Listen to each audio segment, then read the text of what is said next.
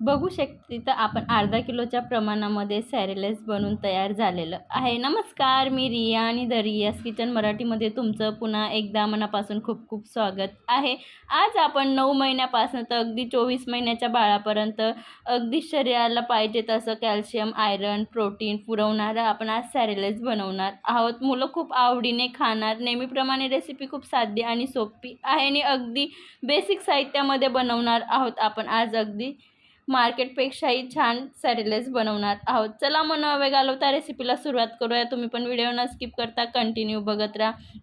इथं मी 2 चमचे बडीशोप घेतलेलं आहे, 2 चमचे इथं मी जिरा घेतलेला आहे, 20 ते 25 बदाम घेतलेले आहेत, अर्धी वाटी भगर घेतलेलं आहे, 1 वाटी इथं मी मखाणे घेतलेले आहे आणि 2 वाटी इथं मी आपण डेली यूजमध्ये जे वापरतो ते पोहे घेतलेलं आहे. तुम्ही वाटत असेल तर याच्यामध्ये तुम्ही प्रमाण जास्त किंवा कमी देखील करू शकतात आणि रवाचाही वापर करू शकतात.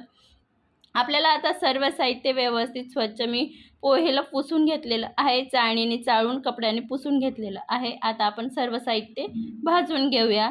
चला मग न वेळ घालवता आपण गॅसकडे वळूया. इथं मी गॅस ऑन करून जाडबुडाची कढई घेतलेली आहे. कढईमध्ये आपल्याला पोहे खूप छान पद्धतीने अगदी 2 ते 3 मिनिट लो टू मिडियम फ्लेमला भाजून घ्यायचं आहे. बघू शकतात व्हिडिओमध्ये दाखवल्याप्रमाणे.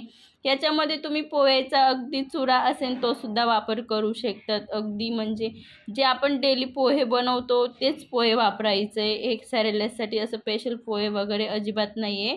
आपण जे डेली वापरतो कांदे पोहे बनवतो तेच पोहेचा मी इथं वापर केलेला आहे. पोहे छान पद्धतीने भाजून घेतलेलं आहे. व्हिडिओमध्ये दाखवल्याप्रमाणे आपल्याला अगदी कुरकुरीत होतं तोपर्यंत पोहेला भाजून घ्यायचे. पोहे भाजून झालेलं आहे. आपल्याला मखाण्यांना पण छान भाजून घ्यायचं आहे.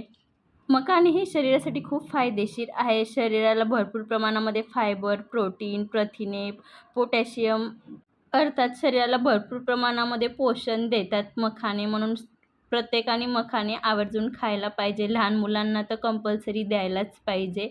आता मखाणे भाजून झालेले आहेत. इथं मी भगर घेतलेली आहे. भगर पण खूप शरीरासाठी हेल्दी आहे, पचायला हलकी असते. त्यासाठी भगरचा इथं मी वापर केलेला आहे. इथं मी 20 ते 25 बदाम घेतलेले आहेत. बदामांना पण 2 मिनटं व्यवस्थित भाजून घेतलेलं आहे. इथं आता मी 2 चमचे बडीशोप, 2 चमचे जिरं घेतलेलं आहे. आपल्याला यांना पण मिनिटभर व्यवस्थित परतवून घ्यायचे. जिरं तुम्ही आत्ता वापरलेलं तर आपल्याला जेव्हा सॅरेलेसची पेस्ट बनवू तेव्हा वापरायची गरज पडणार नाही. त्यासाठी इथंच जिऱ्याचा वापर करून घेते. नाही तुम्हाला इथं जिरं स्किप करायचं असेल तर तुम्ही सॅरेलेस पेस्ट बनवताना भाजलेल्या जिऱ्याची पावडर नक्की वापरा. जिरं हे शरीरासाठी खूप फायदेशीर आहे. मुलांना हाडापर्यंत ताप वगैरे पोचू देत नाही. त्यासाठी जिऱ्याचा भरपूर सारे फायदे आहेत. म्हणून आवर्जून मुलांच्या जेवणामध्ये जिऱ्याचा वापर केला गेला पाहिजे. इथं मी सर्व साहित्य भाजून घेतलेलं आहे. व्हिडिओमध्ये दाखवल्याप्रमाणे 10 ते 15 मिनटं गार करून घेतलेलं आहे. आता आपण एक मोठं मिक्सरच्या भांड्यामध्ये सर्व साहित्य बसेल तेवढं आपण मिक्सरच्या भांड्यामध्ये ॲड करून घेऊया आणि आपल्याला अगदी फाईन पावडर बनवून घ्यायची आहे. बघू शकतात व्हिडिओमध्ये दाखवल्याप्रमाणे.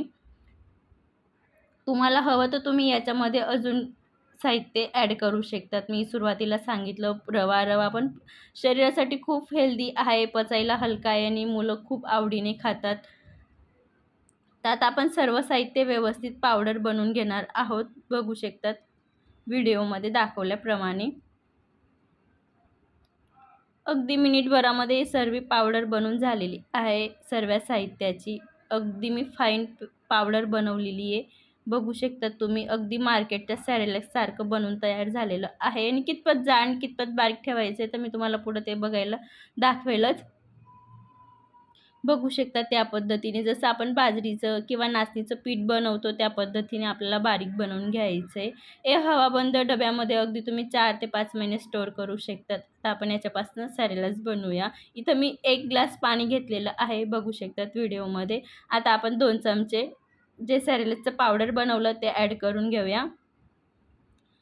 सुरुवातीला पाणी गार राहतं तोपर्यंतच आपल्याला पटक्यात आपली पावडर मिक्स करून घ्यायचं आहे. इथं चवीनुसार नमकचा वापर करते. मी सेंधा नमक वापरते. तुम्ही जे रोज वापरत असाल ते वापरलं तरी चालेल.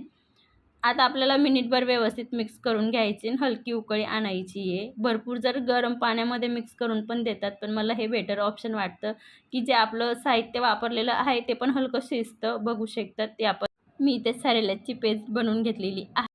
बघू शकता तिथे आपलं अर्धा किलोच्या प्रमाणामध्ये सॅरेलॅक्स बनवून तयार झालेलं आहे आणि हे सॅरेलॅक्स तुम्ही अगदी मुलाला दिलं तर बाळ आजारी वगैरे पडत नाही. आतून खूप शरीराला हेल्दी ठेवतं हे सॅरेलॅक्स पावडर. 9 महिन्यापासून तर मी माझ्या 14 महिन्याच्या बाळाला हेच पावडर रोज देते जेवणामध्ये. व्हिडिओ आवडला असेल तर जास्तीत जास्त लोकांना शेअर करा. पुन्हा भेटूया, तोपर्यंत धन्यवाद.